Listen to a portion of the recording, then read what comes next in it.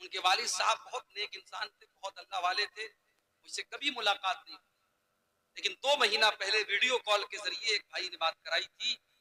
बड़ी उन्होंने दुआएं दी, बड़ी तारीफ की और कहा कि मौलाना मैं उलमा की बड़ी इज्जत करता हूं। और एक बहुत बड़े हमारी जमात के आलिम थे मौलाना दाऊद राज साहब, उनका नाम उन्होंने लेके कहा कि मौलाना मैंने अल्लामा दाऊद राज साहब की जूतियों को सीधा किया है। वो आते थे हमारे इटावा में, हम उनकी जूतियों को सीधा करते थे, उनकी खिदमत करते। मुझे बड़ा अच्छा लगा कि 80 साल का एक बूढ़ा तारीफ कर रहा है इस अमल की और फख्र कर रहा है कि मैंने उलमा की खिदमत की। माफ करना मेरे भाई, आज हमारे ये नौजवान, कोई आलिम आता है सेल्फी लेना, इनको आता है कि साहब हम सेल्फी ले लें।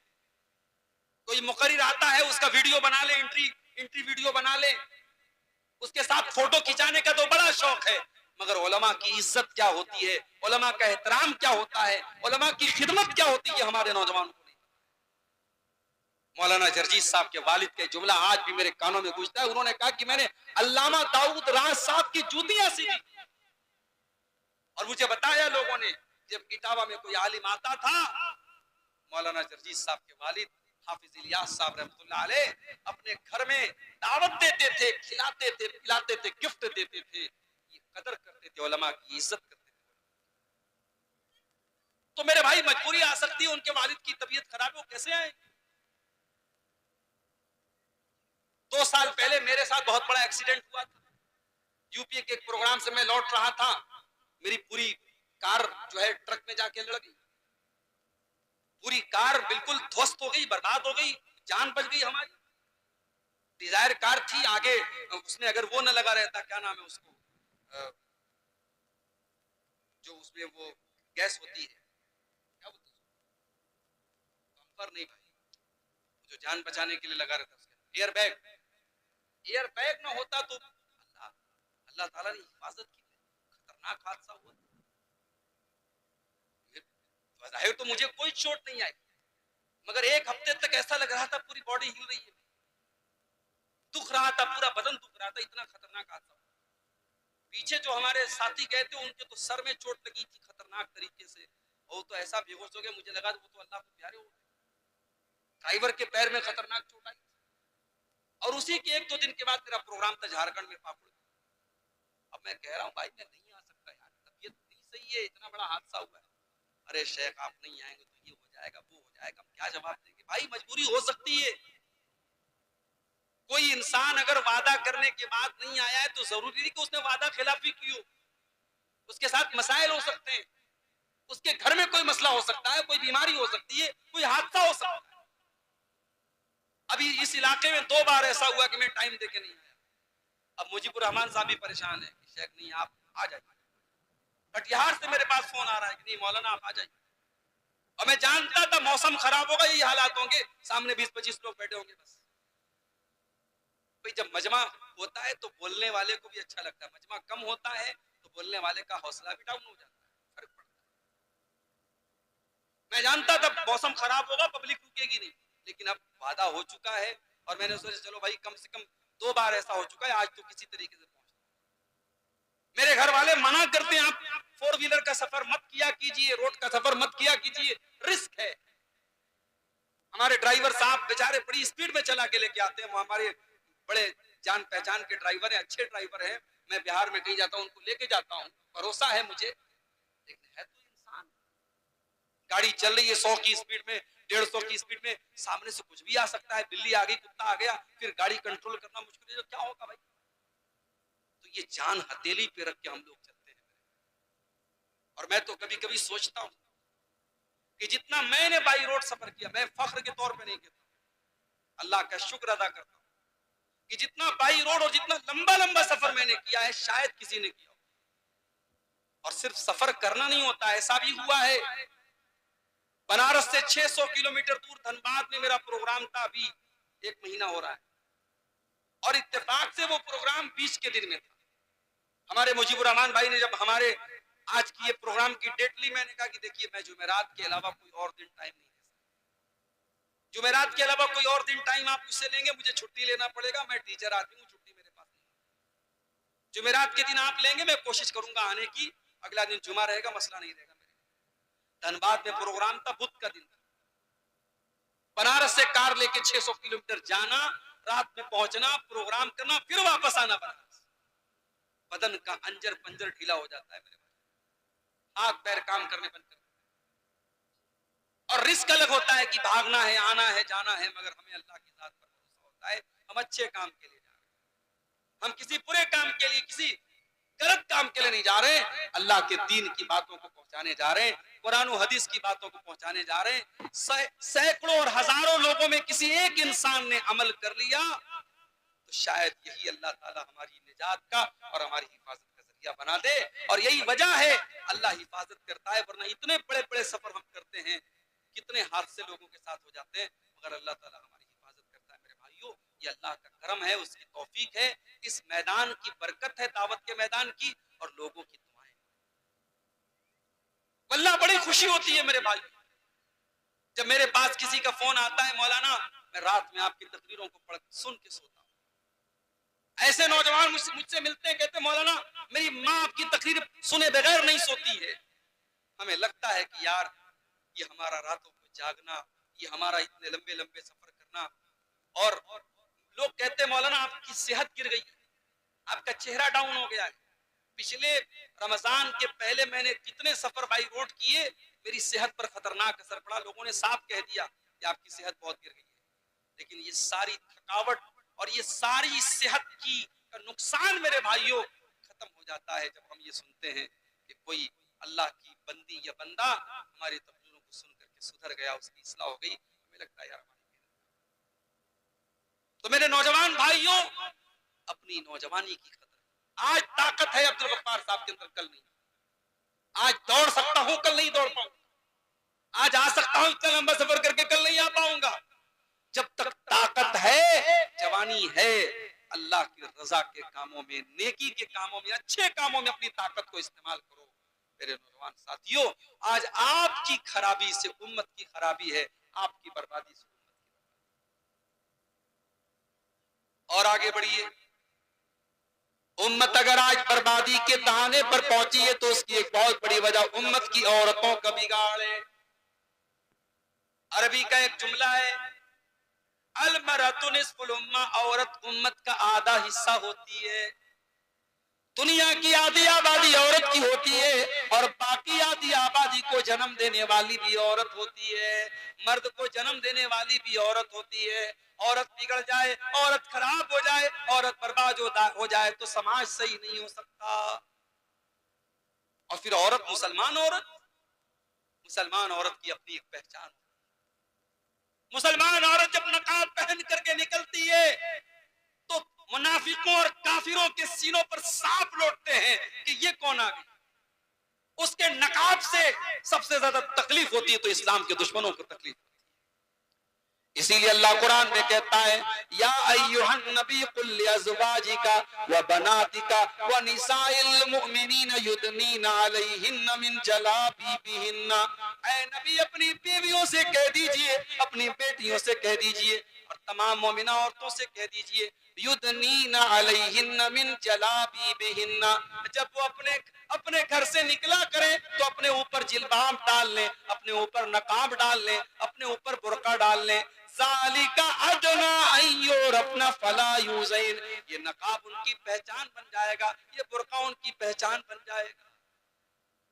मुसलमान औरत का बुर्का उसकी पहचान है। मेरे आज बंगाल का इलाका आपसे करीब है, बंगाल में जलसों में जाता हूं, मर्दों का पिंडाल लगा है, बीच में एक जो है हल्का सा वो बाउंड्री दिया हुआ है, दूसरी तरफ औरतें बैठी हुई हैं और सब बगैर नकाब के बैठी हुई।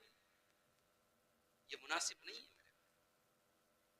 नकाब कोई यूपी और बिहार का कल्चर नहीं है कि साहब यूपी की औरतें नकाब पहनती है, बिहार की पहनती है और बंगाल की नहीं पहनती है, केरला की नहीं पहनती है, तमिलनाडु की नहीं पहनती है। ये नहीं होना चाहिए। नकाब मुसलमान का कल्चर है। बिहार हो, बंगाल हो, यूपी हो, झारखंड हो, हर जगह और हर इलाके पर नकाब अप्लाई होता है। नकाब का ताल्लुक किसी कास्ट से, किसी एरिया से, किसी बरादरी से नहीं। आज मुसलमान औरतें, अल्लाह माफ करे, बड़ी खराबियां हमारी औरतों के अंदर पाई जाती हैं। सबसे बड़ी खराबी तो यह है कि हमारी औरतें दीन से दूर हैं। और आज का ये प्रोग्राम मेरे ख्याल से मदरसा क्या नाम है, मुखरजा लिल बनात, लड़कियों का इदारा हमारे मुजीबुर रहमान भाई ने पाया। मुझे बड़ी खुशी होती है, मैं गया हूं बास लड़कियों के इदारों में और मुझे हैरत होती है कि कैसे ये इदारे चलते हैं। बड़ी कुर्बानियां लोग देते हैं साहब। वो औरतें, वो लड़कियां अपने घरों को छोड़ के, अपने माँ बाप को छोड़ के, ऐसा नहीं कि वो हॉस्टल में बड़े महल में रहती है, टूटे फूटे से कमरे होते हैं और फैसिलिटी बहुत कम होती है, मगर अपने घर बार को छोड़ के, अपने माँ बाप को छोड़ के हॉस्टलों में रहने वाली ये लड़कियां क्यों आती हैं? ताकि दीन सीख लें, कुरान सीख लें, हदीस सीख लें, उम्मत की भलाई की बातें सीख लें और जाकर के एक अच्छा दावत का काम। मेरे भाइयों, आज हमारी औरतों के अंदर दीन की जानकारी ना के, और आप देखिए आपके बिहार में और आपके बंगाल में बड़ी तादाद में मस्जिदों में औरतों का इंतजाम है। आपके गांव में है? ऐसा नहीं है कि गांव में पैसा नहीं लोगों के पास, मस्जिद बना सकते हैं, तो क्या औरतों का उसमें नहीं बना सकते? हिसाब किताब बिल्कुल बना सकते। झारखंड में एक जगह पड़ती है लालबटिया, वहां पे बहुत शानदार मस्जिद थी। मैं गया वहां जुमा पढ़ाने, मैंने कहा कि साहब इतनी बड़ी मस्जिद है, हजारों की तादाद में मर्द हजरात आए हैं अब्दुल गफ्फार साहब को सुनने के लिए, क्या आपकी औरतों को दीन सीखने की जरूरत नहीं है, दीन सुनने की जरूरत नहीं है? मैंने लोगों से कहा कि आपके अल्लाह ने बहुत दौलत दी है, वहां चूंकि कोयले की कान है, बहुत पैसा है लोगों के पास। मैंने कहा आप अगर कोशिश कीजिए, आगे बढ़िए, आप एक दिन में अगर मेहनत करेंगे औरत का इंतजाम कर सकते हैं। अगली बार 1 साल के बाद जब मैं गया उस मस्जिद में, देखा शानदार औरतों का भी पूरा पोर्शन बना दिया है और औरतें भी बड़ी तादाद में जुमा की नमाज में। औरतें प्यासी है दीन की, उनको तलब है दीन की, आप उनकी तलब को पूरा नहीं कर। वो चाहती है कि हमें दीन सिखाया जाए, हमें दीन बताया जाए। और माफ कीजिएगा, ये जलसों और तकरीरों में औरतें जो आती हैं, मुझे पता है वो तकरीर सुनती कम है, मार्केट में ज्यादा टहलती रहती है। मार्केट में मेरा ठेला में ज्यादा लगी रहती है, जलसे में कम आती हैं। जलसों से दीन नहीं सीखेंगी। आप औरतों का इंतजाम मस्जिद में कीजिए और हर खुतबे में औरतों को लेके आइए और फिर घर की औरतों को दीन सिखाइए। अल्लाह के नबी फरमाते हैं, नेमन निसाउनिस, हजरत आयशा फरमाती हैं, नेमन निसाउ निसाउल अंसार, अंसार की औरतें बड़ी बेहतरीन औरतें होती हैं। ला यमनउहुन्नल हयाउ अन यतफक्कान फिद्दीन, वो दीन सीखने के मामले में शर्माती नहीं है। औरतें दीन सीखने के मामले में शर्माती, अंसार की औरतें दीन सीखने के मामले में शर्माती नहीं। वो नबी के पास आकर के बड़े प्राइवेट किस्म के मसले पूछती थी, हैज का मसला पूछती थी, मियां बीवी के मुलाकात का मसला, बड़े प्राइवेट किस्म के मसले भी पूछती थी। वो दीन सीखने के मामले में शर्माती नहीं। तो अपनी औरतों को दीन सिखाओ मेरे भाई। आज औरतों के अंदर बड़ी जहालत है। शादियों में औरतें क्या क्या कर रही हैं? सिंदूर लगा रही हैं, माथे की बिंदिया टीका लगा रही हैं। हमारे बनारस में एक जगह शादी थी, शादी के मौके पर लड़की को बहुत सारा सामान दिया जा रहा था, उसमें एक सुहाग की पुड़िया थी। मैंने कहा ये क्या? बोले सुहाग की पुड़िया।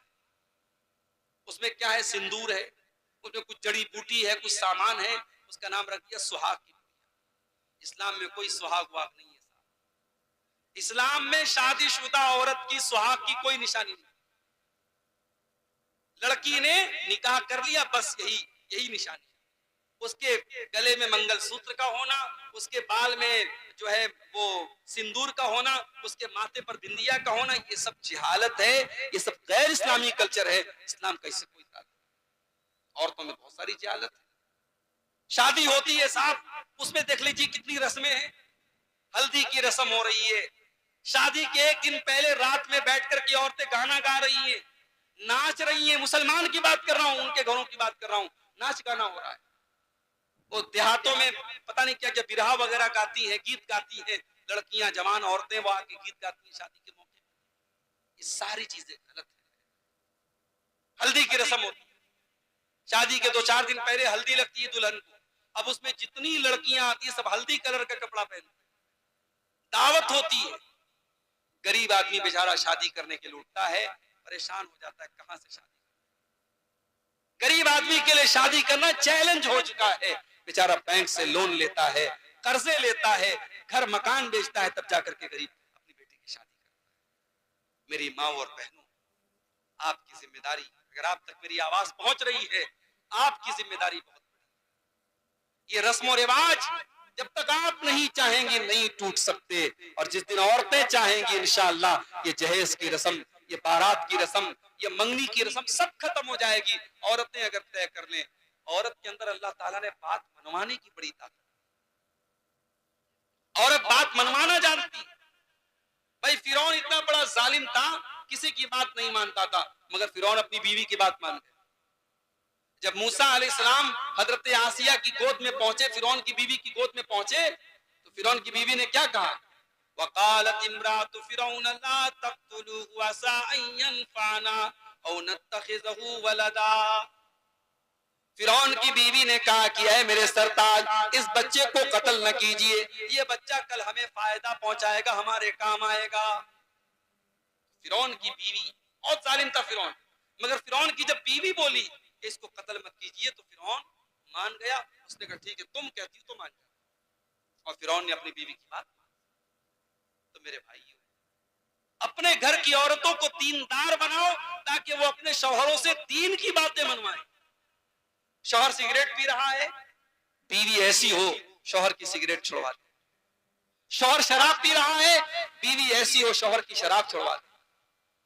शौहर गलत काम में लगा हुआ है, बीवी ऐसी खूबसूरत और ऐसी शौहर की कदर करने वाली और खिदमत करने वाली हो कि बीवी के रहते हुए शौहर को किसी और की ना जरूरत पड़े ना ख्याल आए, बीवी हो तो ऐसी। इसीलिए अल्लाह के नबी से पूछा गया अय्युन निसाई खैर, अय अल्लाह के नबी सबसे बेहतरीन औरत कौन सी होती है? आपने फरमाया अल्लती तसुर्रुहु इज़ा नजर, जब शौहर देखे तो खुश हो जाए। बीवी ऐसी हो शौहर देखे तो खुश हो जाए। आज ये बड़ा मसला है हमारे घरों में। शादीशुदा औरतें होती हैं, जलसे में जाना है मेकअप करके जाएंगे, प्रोग्राम में जाना है मेकअप करके जाएंगी, शादी में जाना है सज संवर के जाएंगी, किसी प्रोग्राम में जाना है बेहतरीन कपड़े पहन के जाएंगी। शौहर जब घर में आता है तो वही फटा पुराना कपड़ा, वही मसाले की महक, वही तेल की बदबू, वही पसीने की महक। क्या कर रही हो? तुम्हारी ज़ेब व ज़ीनत का, तुम्हारे मेकअप का, तुम्हारे अच्छे कपड़े का सबसे पहला हकदार तो तुम्हारा शौहर है। उसके लिए तुम सजती नहीं हो, उसके लिए संवरती नहीं हो, और जमाने के लिए तुम मेकअप करती हो। अल्लाह के नबी फरमाते हैं बेहतरीन औरत वो है अल्लती तसुर्रु इज़ा नज़र, जब शौहर देखे तो खुश हो जाए। वतुतीउहु इज़ा अमर, और जब शौहर कोई हुक्म दे तो बीवी उसकी बात मान ले। वला तुखालिफुहु फी नफ्सिहा व मालिही बिमा यकरा, और अपनी आबरू की हिफाजत करे और शौहर के माल की हिफाजत करे। तो औरतों का बिगाड़ ये उम्मत का बिगाड़ बन रहा है। और हमारे यूपी में तो हालात बहुत खराब है। अभी हमारे दोस्त कहने लगे कि मौलाना जब हम सड़क पे चलते हैं, रोड पे चलते हैं, और कोई बुर्का वाली लड़की बाइक पर नजर आती है तो गौर करना पड़ता है कि बाइक पर जो लड़का बैठा है वो मुस्लिम है कि गैर मुस्लिम। हालात एक बड़ी तादाद में मुसलमान लड़कियां आज गैर मुस्लिम लड़कों के साथ नजर आती हैं बाइक पर। अभी सिर्फ बाइक पर नजर आ रही है, आगे क्या मामला हो रहे अल्लाह आलम, लेकिन हालात इस स्टेज पर पहुंच चुके हैं।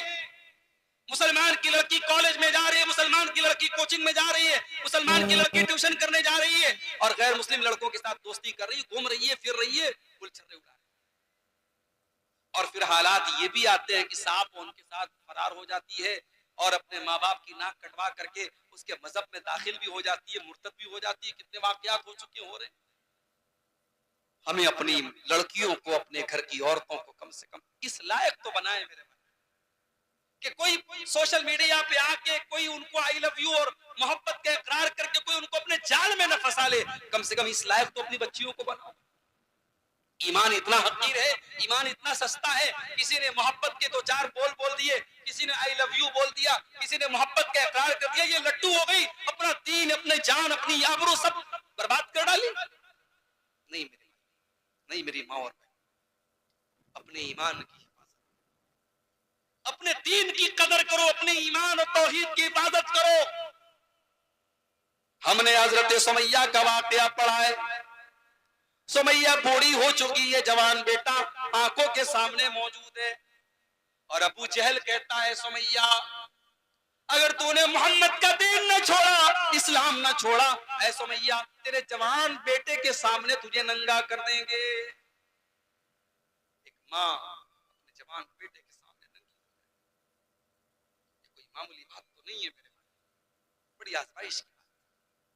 सुमैया का जवान बेटा उनकी आंखों के सामने है, और अबू जहल कहता अगर तूने मोहम्मद का दीन नहीं छोड़ा हम तुझे नंगा कर देंगे।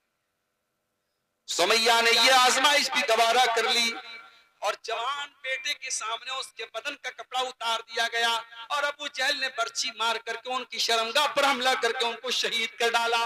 सुमैया ने जान दे दी, सुमैया ने खून बहा दिया, सुमैया अल्लाह को प्यारी हो गई, सुमैया अल्लाह की राह में शहीद हो गई, अगर अपने ईमान और तौहीद से कोई समझौता न किया। जंग उहद के मैदान में एक औरत आती, उसका बेटा शहीद हो चुका है, बेटे की लाश पड़ी है, औरत जंग के मैदान में आती है और चेहरा ढांक करके आती है। किसी ने कहा अम्मा तेरा बेटा तो शहीद हो चुका है, अरे अम्मा तेरा बेटा तो शहीद हो चुका है और तू चेहरा ढांक करके मैदान में आती है, तुझे आज इस मौके पर भी पर्दे की पड़ी है, अपना चेहरा ढांकने की पड़ी है। औरत कहती है इन्नी रोजी तो इबनी वलम हुर्जा हयाई, वो लोगों मैंने बेटे को खोया है, मैंने शर्मो हया को नहीं खोया है, मेरा बेटा गया है, मेरी शर्मो हया नहीं गई है, मेरा पर्दा नहीं गया है। फलस्तीन के हालात हमारी आंखों के सामने, वहां खाने को खाना नहीं है, पीने को पानी नहीं है। मदद करने वाले जब खाना लेकर के पहुंचते हैं, कैमरा लेकर के फोटो खींचने के लिए, और जब वो घर में दाखिल होते हैं फलस्तीन के मुसलमान के घर में, जवान लड़की सामने आती है, जैसी देखती कैमरा है फौरन जल्दी से साइड हो जाती है। कैमरे के सामने आना, अपने चेहरे को किसी गैर महरम को दिखाना, इस मुसीबत की और तकलीफ में टाइम में भी फलस्तीन की औरत को गवारा नहीं है। मेरी माँ और बहनों, वहां की औरतें हमें सबक दे रही हैं, हमें पैगाम दे रही हैं कि अपने पर्दे की हिफाजत करो, अपनी शर्म हया की हिफाजत करो। कि अल्लाह तबारक व तआला किसी भी कौम को बुलंदी से नीचे कब उतारता है और क्यों उतारता है। हम और आप मुसलमान हैं, हमारा बड़ा ऊंचा मकाम है, हम अल्लाह के नबी के आखिरी उम्मती हैं, उम्मत मोहम्मदिया से हमारा ताल्लुक। कुंतुम खैरा उम्मतिन उखरिजत लिन्नास तअमुरूना बिल मारूफ व तनहौना अनिल मुनकरी व तुमिनूना बिल्लाह। तुम दुनिया की सबसे बेहतरीन उम्मत हो, सबसे अच्छी उम्मत हो। उखरिजत लिन्नास, तुम्हें इंसानियत के लिए, मानवता के लिए, लोगों के लिए निकाला गया है। तुम दुनिया को कुछ देने के लिए पैदा किए गए हो। तामुरूना बिल मारूफ, तुम नेकियों का हुक्म देते हो, व तन्हौना अनिल मुनकर, तुम बुराइयों से रोकते हो, व तुमिनूना बिल्लाह, तुम अल्लाह के ऊपर ईमान रखते हो। इस उम्मत की खासियत है, ये उम्मत अल्लाह के ऊपर ईमान रखती है। दूसरों का क्या है साहब,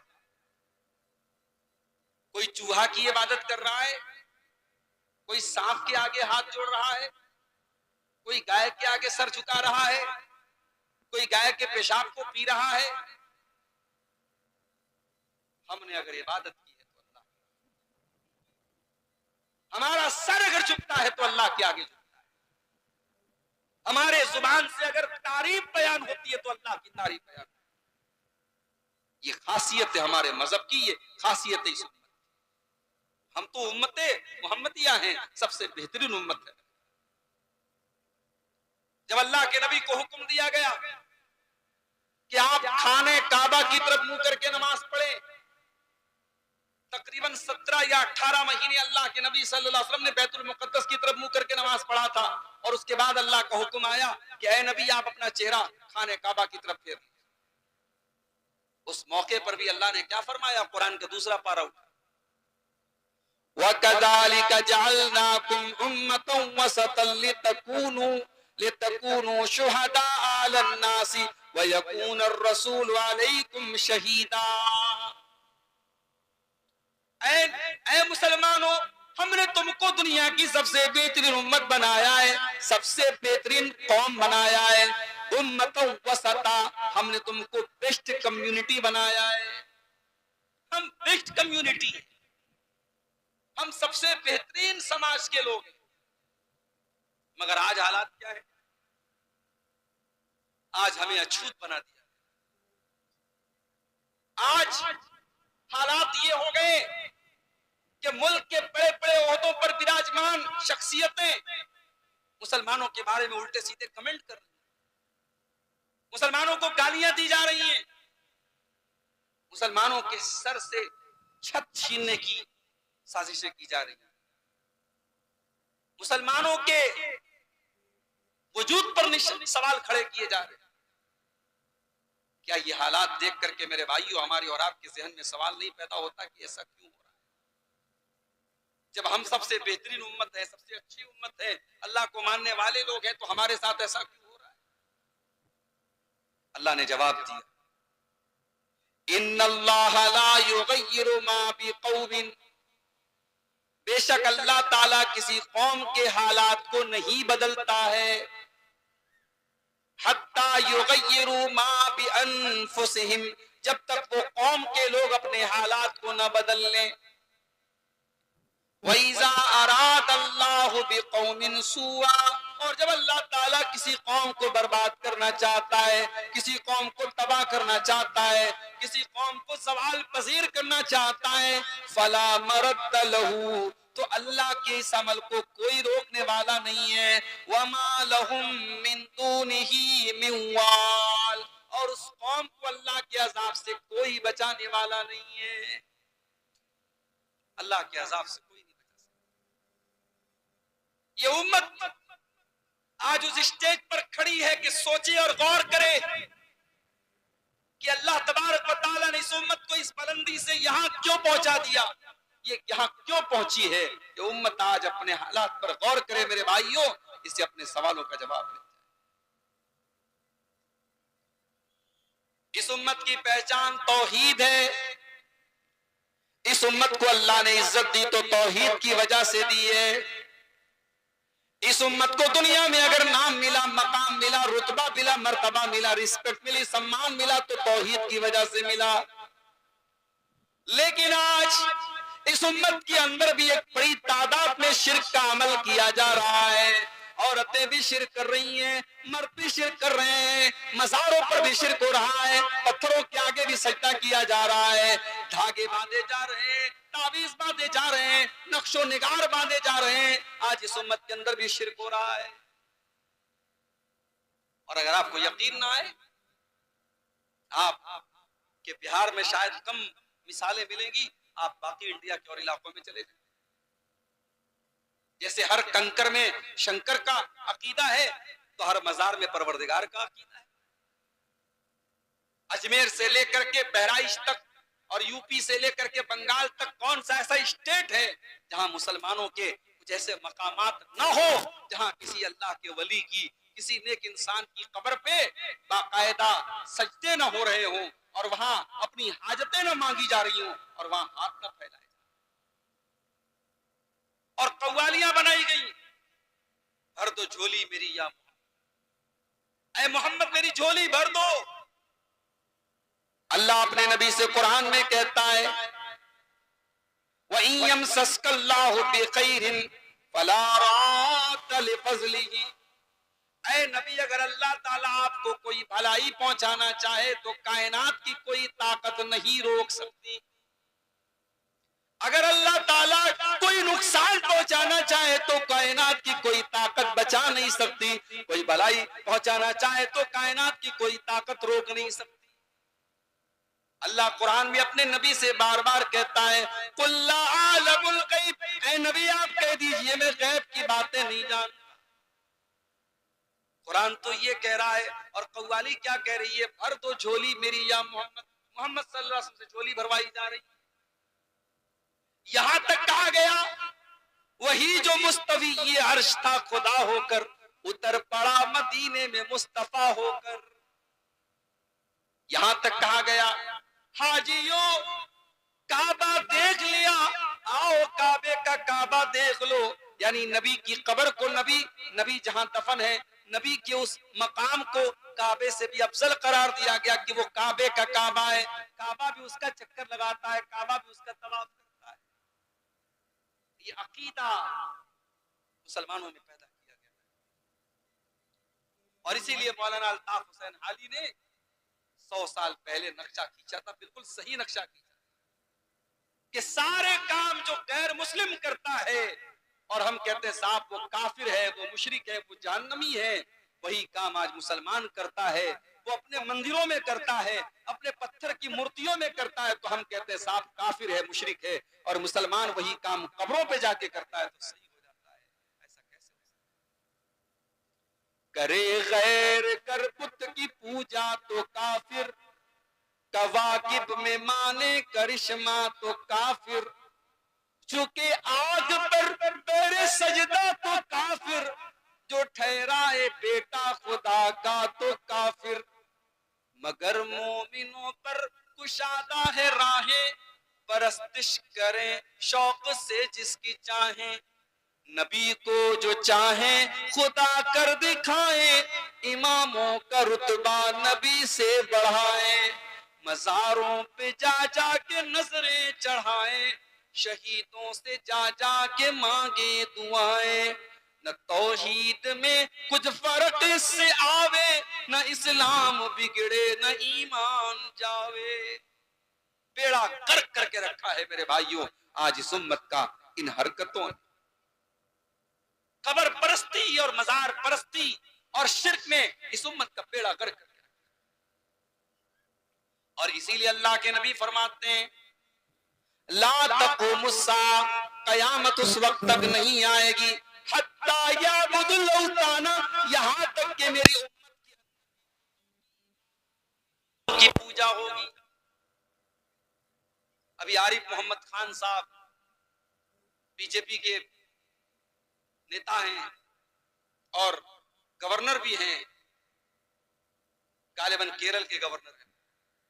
अभी उनका एक वीडियो आया कि साहब अयोध्या में श्री रामचंद्र जी का जो मंदिर बना है उसमें वो जाकर के माथा टेक। अब साहब आरिफ मोहम्मद खान साहब बात करेंगे तो कुरान की आयतें भी पढ़ेंगे, हदीसें भी पढ़ेंगे, बड़े जानकार हैं साहब। लेकिन चाटुकारिता की हद ये है, चमचागिरी की हद ये है कि मौका आया तो गैरुल्लाह के आस्थाने पे जाके मंदिर में जाके उन्होंने सर भी टिका। उनकी तौहीद में कोई फर्क नहीं आया। तो भाई साहब तौहीद इतनी हल्की चीज भी नहीं कि आप कहीं पर भी सर झुका दें, किसी की भी जय जयकार कर दें, किसी के भी नाम का नारा लगा दें और आपकी तौहीद में कोई फर्क ना आए। तौहीद तो ये है कि खुदा हश्र में कह दे ये बंदा दो आलम से खफा मेरे लिए। तौहीद इस बात का नाम है अल्लाह को छोड़ करके बाकी सारे माबूदाने बातिला का इनकार कर दिया जाए कि अगर इबादत के लायक कोई जात है तो अल्लाह। तौहीद कंप्रोमाइज करने का नाम नहीं है, तौहीद समझौता करने का नाम नहीं है। तौहीद इस बात का नाम नहीं कि गाय भी गाभिन होती है, बैल भी गाभिन होता है, इसका नाम तौहीद नहीं है। तौहीद सच्चाई का नाम है। कुल हुवल्लाहु अहद अल्लाहुस समद लम यलिद वलम यूलद वलम यकुल लहू कुफुवन अहद। ऐ नबी आप कह दीजिए अल्लाह एक है, अल्लाहुस समद अल्लाह बेनियाज है, लम यलिद उसका कोई बेटा नहीं, वलम यूलद उसका कोई बाप नहीं, वलम यकुल लहू कुफुवन अहद उसके कोई बराबर नहीं। यह है तो कुल या अय्युहल काफिरून, ऐ नबी आप कह दीजिए काफिरों से ला आबुदु मा ताबुदून, जिसकी तुम इबादत करते हो उसकी मैं इबादत नहीं करता, वला अंतुम आबिदून मा आबुद, और जिसकी मैं इबादत करता हूं उसकी तुम इबादत नहीं करते, वला अना आबिदुम मा अबदतुम वला अंतुम आबिदून मा आबुद लकुम दीनुकुम वलिय दीन। इस्लाम कॉम्प्रोमाइज का नाम नहीं है, तौहीद में कोई कॉम्प्रोमाइज, इंसानियत अपनी जगह है, मानवता अपनी जगह है, भाईचारा अपनी जगह है, तौहीद में कोई कॉम्प्रोमाइज। मुसलमान तौहीद में कॉम्प्रोमाइज। इलेक्शन का मौका आता है, हमारे बहुत सारे मुस्लिम लीडर्स कहीं पर भी जाके सर झुका लेते, उनसे कहीं ज्यादा अच्छे तो हमारे वजीर आजम हैं। उन्होंने कम से कम ये साबित तो किया कि वो अपने मजहब के लिए मुखलिस हैं। वो ढोंग नहीं रचते कि साहब हम जो है मुसलमानों में जाएं तो मुसलमान बन जाएं और दूसरों में जाएं तो दूसरे बन जाएं। वो कहते साहब नहीं, मैं हिंदू मजहब को मानता हूं, मैं अपनी पहचान के साथ। ये होना चाहिए। अगर आपके नाम के साथ खान लगा है, आपके नाम के साथ अंसारी लगा है, आपके नाम के साथ मुस्लिम सरनेम लगा है, आप मुस्लिम लीडर हैं, और मौका पड़ने पर आप किसी पत्थर के आगे भी सर झुका दें, किसी जो है किसी भी गैरुल्लाह के दर पे जाके आप सर झुका दें और कहें कि साहब इलेक्शन का मामला है और करना पड़ता है, तो नहीं साहब, जुदा होती सियासत से तो रह जाती है जंग। दीन और सियासत अलग नहीं है, दीन को सियासत से अलग मत करो, सियासत करो मगर दीन से अलग होके मत करो मेरे भाई। आप पॉलिटिक्स में भी अगर रहें तो अपने दीन के ऊपर कायम रहें, और अगर आपकी पॉलिटिक्स और आपकी सियासत दीन से दूर कर रही है तो ये बहुत घाटे का सौदा है, छोड़ दो ऐसी सियासत, नहीं जरूरत ऐसी सियासत। तो तौहीद में आज मुसलमान बहुत बर्बाद हुआ है, जबकि हमारी सबसे बड़ी पूंजी यही तौहीद। इब्राहिम अलैहिस्सलाम जब अपने बीवी बच्चे को मक्का के बियाबो गया सरजमीन पे छोड़ के जाने लगे, क्या दुआ करते हैं? कहते हैं अल्लाह रब्बना इन्नी अस्कनतु मिन ज़ुर्रियती बिवादिन गैरि ज़ी ज़रइन इंद बैतिकल मुहर्रम रब्बना लियुकीमुस्सलाह। ऐ अल्लाह अपनी बीवी बच्चे को इस बियाब हो गया मक्का की सरजमीन में तेरे घर के पास छोड़ के जा रहा हूं, रब्बना लियुकीमुस्सलाह, ऐ अल्लाह तू मेरी औलाद को तौफीक देना वो यहां नमाज कायम करे। अपनी औलाद की नमाज की फिक्र कर रहे हैं। और दूसरे मकाम पे कहते हैं रब्बे इन्नहुन्ना अज़लल्ना कसीरम मिनन नास, ऐ अल्लाह इन बुतों की वजह से बहुत सारे लोग गुमराह हो गए हैं, ऐ अल्लाह मेरी औलाद को तू बुत परस्ती से बचाना, व जुनुबनी व बनिया अन्ना बुदल असनाम, ऐ अल्लाह मुझे और मेरी औलाद को तू शिर्क से बचाना, बुत परस्ती से बचाना।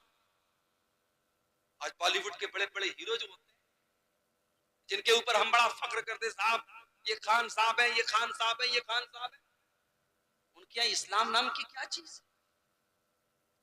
गणेश पूजा का त्योहार आता है, उनके घरों में गणेश जी की मूर्ति रखी जाती है। दीपावली का त्योहार आता है, साहब को उनके घर में बाकायदा पूजा अर्चना होती है।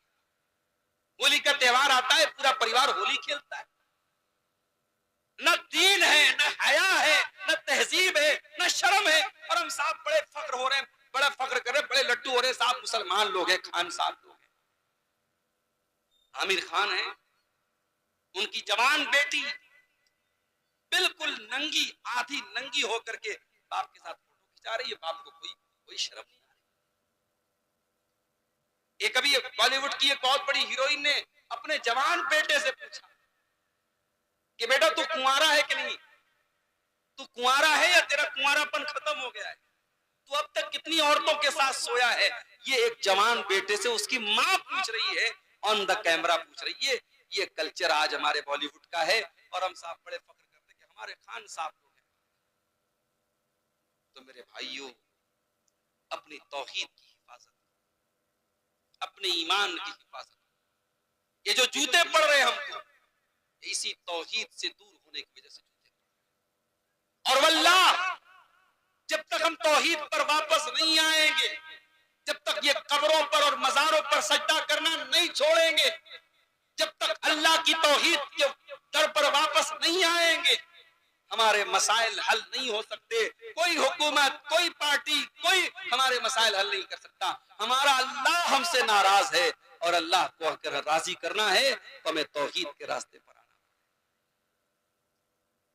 5 टाइम की नमाज में हम 17 बार अल्लाह से कहते हैं इय्याका नअबुदु व इय्याका नस्तईन, ऐ अल्लाह हम तेरी ही इबादत करते हैं और तुझ ही से मदद मांगते हैं।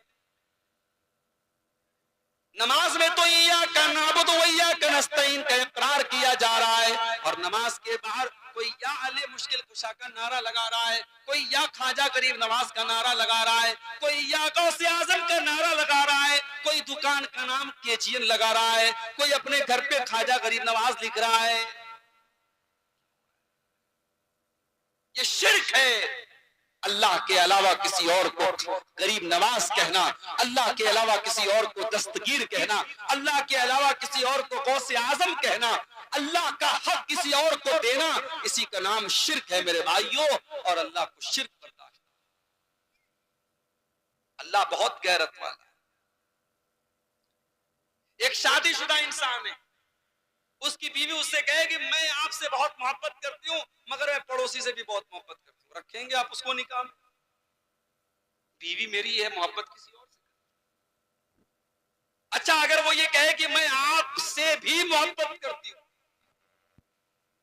अगर मैं आपसे भी मोहब्बत करती हूँ, अगर ये आपकी बीवी आपसे बोले, आप शक करने लगेंगे कि कमबख्त ऐसा क्यों बोल दिया, आपसे भी मोहब्बत करती हूँ, इसका मतलब किसी और से भी करती है।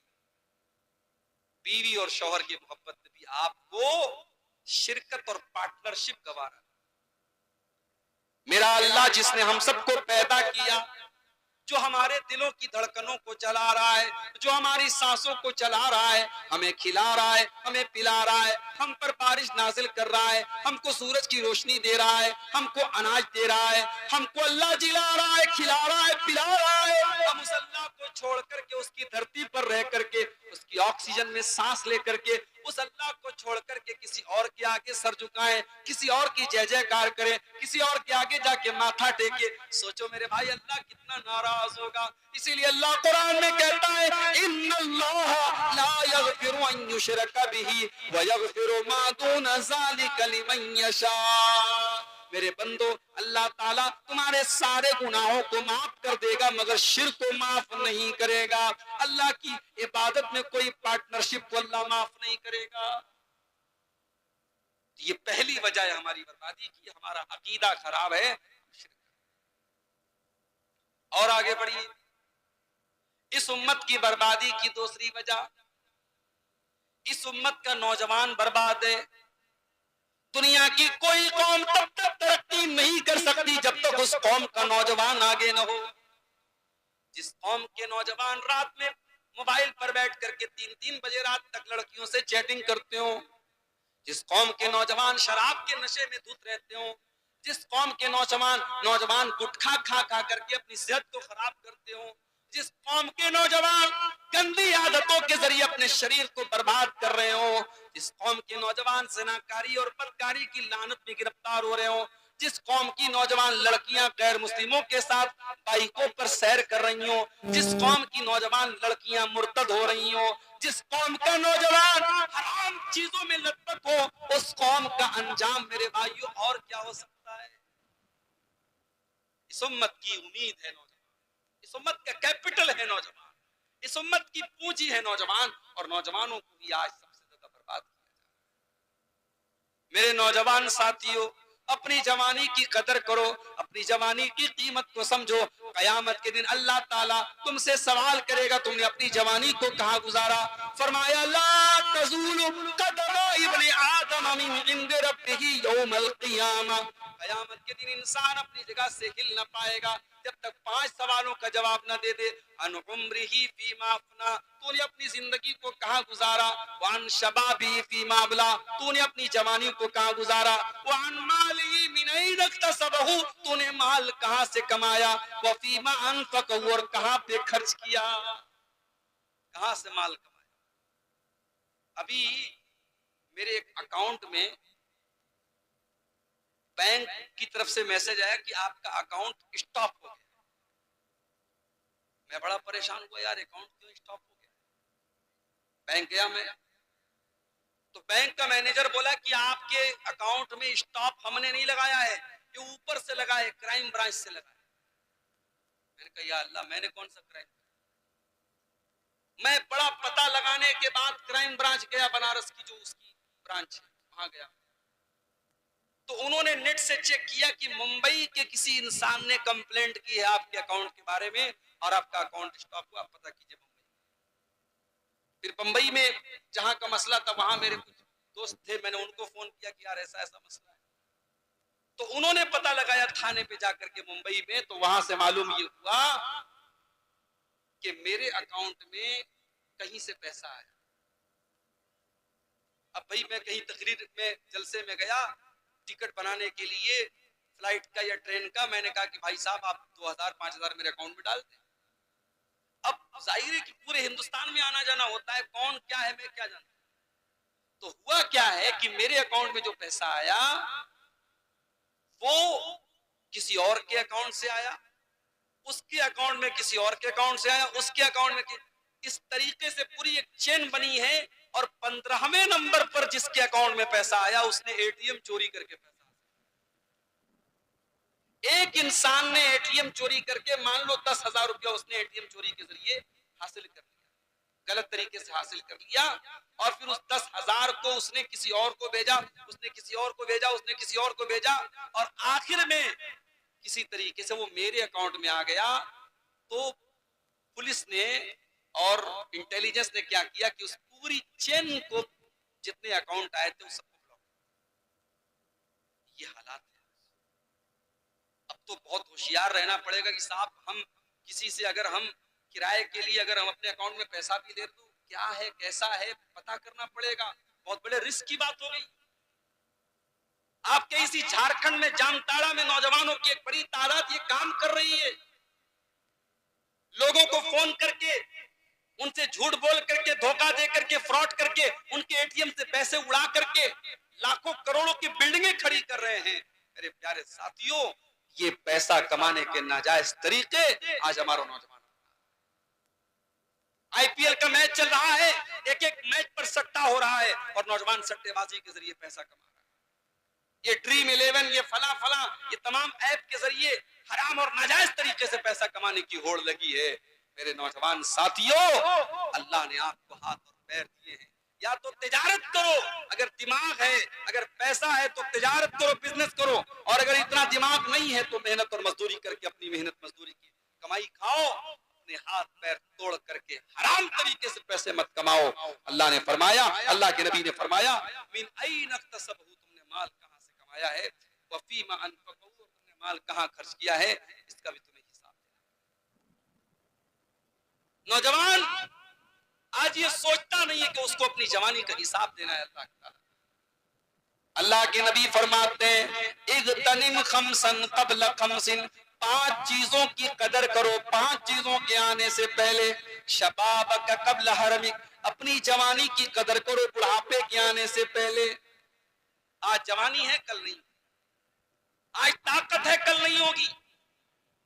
आज मैं 650 किलोमीटर का सफर करके भूखा प्यासा बनारस से बिहार आ रहा हूं, आपके दीघल बैंक, ये बिल्कुल आखिरी कोना हिंदुस्तान का, नेपाल बॉर्डर से सटा, इतना लंबा सफर कर रहा हूं। हो सकता है 10 साल बाद मेरे जिस्म का स्टेमिना इस बात की जा सकता। और मुझे ये भी पता है आपके इस इलाके में 2 मरतबा ऐसा हुआ, मैं तारीख मुझसे ली गई, प्रोग्राम का मैंने वादा किया, नहीं आ पाया, मजबूरी आ गई, छुट्टी नहीं मिल पाई। मैं टीचर आदमी हूँ, ड्यूटी वाला आदमी हूँ, ड्यूटी नहीं छोड़ सकता। लोगों ने बात उड़ा दी कि साहब अब्दुल गफ्फार साहब तो बड़े धोखेबाज आदमी हैं, लोगों को कहने में तो टैक्स नहीं लगता, लोगों को कहने में देर नहीं लगती। हवा उड़ा दी गई, साहब अब्दुल गफ्फार साहब बहुत बड़े धोखेबाज आदमी हैं, उन्होंने वादा किया था नहीं आए। अब्दुल गफ्फार साहब की मजबूरी क्या थी ये तो आप नहीं। मौलाना जरजीत साहब के वालिद साहब का इंतकाल हुआ अभी हाल ही में, उनके वालिद की तबीयत बहुत खराब थी, वो इटावा से लखनऊ में लेके आए अपने वालिद को, उन्होंने इटावा से लखनऊ लेके आए अपने वालिद को। इत्तेफाक से मेरा और मौलाना जर्जी साहब का प्रोग्राम था नेपाल, जो यूपी की बॉर्डर से सटा हुआ नेपाल का इलाका है, लुम्बिनी। वहां पे जलसे वाले परेशान थे, मुझे बार बार मैसेज कर रहे थे, आप जरा मौलाना साहब को बोलिए कि आए, नहीं आएंगे तो हमारी बड़ी बेइज्जती होगी। हालांकि जलसा बहुत बड़ा था, वहाँ मौलाना जर्जी साहब का भी नाम था, मेरा भी नाम था, मौलाना जलालुद्दीन कासमी साहब का भी नाम था, और भी उलमा थे। कुछ लोगों ने तो यहाँ तक कहा कि आज तक मौलाना जलालुद्दीन कासमी साहब, मौलाना जर्जी साहब और अब्दुल गफ्फार साहब, ये लोग कभी एक स्टेज पर इकट्ठा नहीं हुए। ये तो बहुत बड़ा जो है चमत्कार हो जाएगा कि तीनों लोगों को आप लोगों ने कैसे इकट्ठा किया। हालांकि ऐसा कोई मसला नहीं, और मैं अक्सर कहता हूं अपनी तकरीरों में कि औरत का जन्नत में जाना बहुत आसान है, और सिर्फ 4 काम कर ले वो जन्नत। इज़ा सल्लतिल मरअतु खम्सहा व सामत शहरहा व अतात ज़ौजहा व हसनत फरजहा। औरत 5 टाइम की नमाज की पाबंदी करे, रमजान का रोजा रखे, शौहर की खिदमत और इताअत करे, और अपनी आबरू की हिफाजत करे, अपनी शर्मगाह की हिफाजत करे। अल्लाह के नबी फरमाते हैं तखलत मिन अब्वाब बिल जन्नति शात, ऐसी औरत जन्नत के जिस दरवाजे से चाहे वो जन्नत में जा सकती है। औरतों का बिगाड़ भी इस उम्मत की तबाही की बहुत बड़ी वजह है। एक और वजह है इस उम्मत की बर्बादी की, माल। लेकिन लिकुल्ल उम्मतिन फितना व फितनतु उम्मती अल माल, हर उम्मत का फितना कोई ना कोई फितना होता है, और मेरी उम्मत का फितना माल।